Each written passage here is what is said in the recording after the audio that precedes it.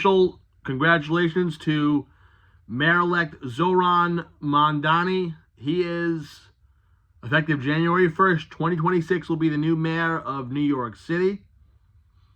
He, right now, at 85% of the polls in, they've already called it. He has 50.4% of the vote. Cuomo has 41.9% of the vote. Sliwa has 7.9% of the vote. You do the math. And again, I like Curtis, but not if, when Curtis goes back on the radio, because his ego won't allow him to not be on the radio. And whether it's 9:70 a.m. with about 7 of their listeners, or it's groveling back to WABC, or having a backbone and going to WOR and going in the mornings up against Sid and going up against the station that screwed you or didn't back you. But Curtis is going to have a lot less to talk about on the radio show because I don't want to hear him talk about Mamdani and how bad his policies are when, let's face it, Curtis is the reason why we have him. I mean, you take Curtis out of the race, that's a very slim margin of victory, and Cuomo may squeak it out. But instead, like I said, that's only with 85% of the vote.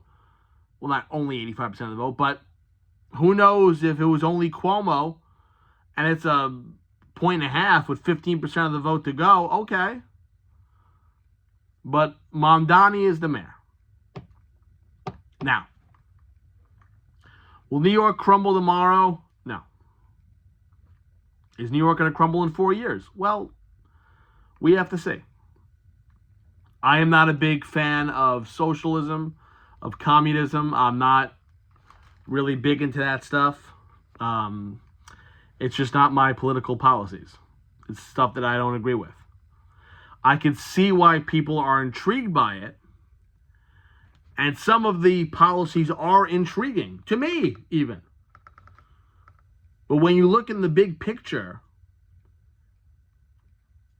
the reality of these getting done, A, or B, the reality of these getting done and not making things more worse for the middle-class American in New York, it's tough. I think either way, New York was juxtaposed here. I think they were in a bad spot. Cuomo obviously was a slimeball scum, and voters did not forget what he did during COVID. I think that was his downfall. He's just a slimy person. Curtis Sliwa is someone he's a decent radio show host. He's not someone that should be running for public office, let alone the mayor seat of New York City. And Mamdani, again, very charismatic. I almost compare Mamdani to Donald Trump, to where he is anti-establishment. He is saying a lot of good things. He's almost like a rock star here in New York. And I see a lot of the comparisons of Mamdani, of his 2025 campaign, to Trump's 2016 campaign. You never saw it coming. And here he is, the winner. You got to give him credit. He ran a great campaign. Curtis, he campaigned in Staten Island about 45,000 times. He did a couple of things, but again, he was a long shot from the word go.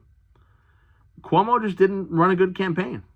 He started kicking it into high gear and accelerating himself 3 weeks left to go. Too little, too late. But Mayor Mamdani, that's what we're going to call him. And like I said, hopefully we can get him on. Maybe talk about policies before he actually gets sworn in on January 1st. I wish him the best. And the reason I wish him the best is if he fails, then New York City's going to fail. Then we're all going to fail in the tri-state. We're all going to fail. So I'm pushing for Mayor Mamdani. And I hope that he succeeds. Because he wins, you win, I win, we all win.